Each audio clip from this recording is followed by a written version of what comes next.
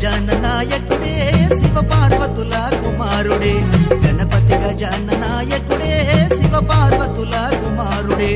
ముందుగా నీకే పూజలయా గండాలు పాపే గణపయ్యా గుణ గుణ గుణ గుణ రావయ్యా గుణ గుణ గుణ గుణ రావయ్యా ఎలక వాహనం నీదయ్యా గణపతి గజాననాయకుడే శివ పార్వతుల కుమారుడే